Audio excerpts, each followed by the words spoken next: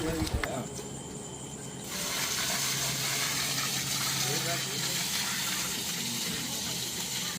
Sir देखु गोटे कथा आमर चार्टा जाक जिलार कोरापुट मालके नरमपुर रायगड़ा चार्टा जाक जिलार आपणकर जहाँ दुग्ध संग्रह होउची किंबा क्षीर कलेक्शन होउची से सब जगह सर आपणकर जयपुर डायरी को जाउची हमर जयपुर डायरी ओमफेड जयपुर डायरी की जाउची आमर सर ये भितर कौन होइची आमर गोटे सिचुएशन थाए जेमती फ्लश सीजन आउ लीन सीजन थाए बर्तमान डेट्रे आमर फ्लश सीजन चलती जो आपणकर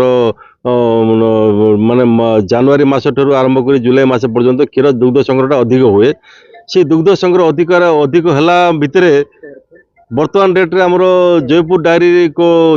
आम जहाँ क्षीर पठाऊँ जयपुर डायरी कौन कर सर आपंकर होल्डिंग कैपेसिटी जयपुर डायरी से नहीं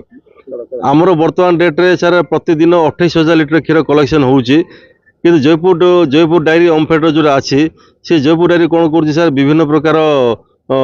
माने तार पाराफानिया देखिकी तार एसओपी स्टैंडर्ड ऑपरेशन प्रोसीजर देखिकी चाषीर क्षीरटा को रिजेक्ट करुच्ची टैंकर फेरई दूसरी जहाँद्वारा कौन होउची एबे देखो सर आमर गोटे 5 दिन तले सर आमर गोटे टैंकर जाइथिला 20,000 लिटर टैंकर जाइथिला से टैंकरटा को सर आम जयपुर डायरी व्यवहार कला जे ताकू जति जयपुर डायरी क्षीर थिला ताकू पठेला से ओमफेड भवानीपाटना डायरी को पठेला जहाँद्वारा कि चारिटा टैंकर गोटे टैंकर पलैया जो आजिका डेट 50,000 लिटर क्षीर आम होल्डिंग रही नरमपुर जिले में आजिका डेट 68,000 होल्डिंग रखाई एवं आम आज सका आसला देखलु जे क्षीर होल्डिंग रखा आम बीएमसी लेवल आमर जो दुग्ध शीतलीकरण केन्द्र अच्छी से दुग्ध शीतलीकरण केन्द्र में आम क्षीर कलेक्शन करें बाध्य आम कौन करूँ बर्तमान डेट्रे आम 30,000 40,000 लिटर क्षीर आम ड्रेन आउट करा बाध्य हलु आहरी सर आमर गोटे 20,000 लिटर क्षीर अच्छी जहाँ ड्रेन आउट करूँ जहाँ जयपुर डायरी आमको रिसीव करू ना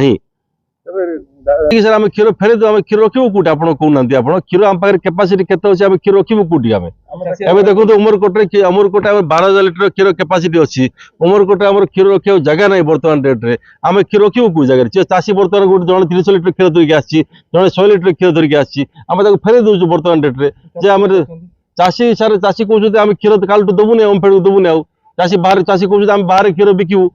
आम बाहर क्षीर बिकू से चाषी क्षीर फिंगिले चाषी क्षीर आज फिंगिकी पलैले कि काली जदि आम कहलु जे आमर क्षीर आम नबु नहीं से कहले आम क्षीर ठीक अच्छे ओमफेड क्षीर दबुनि से कथा कहते कि ओमफेड कर्तव्य कहते आमको 50,000 लिटर क्षीर दियो ओमफेड कर्तव्य कहते आमको 60,000 लिटर क्षीर चार्टा जिले मिसेक दियो कि क्षीर नवा व्यवस्था आमको किसी करना।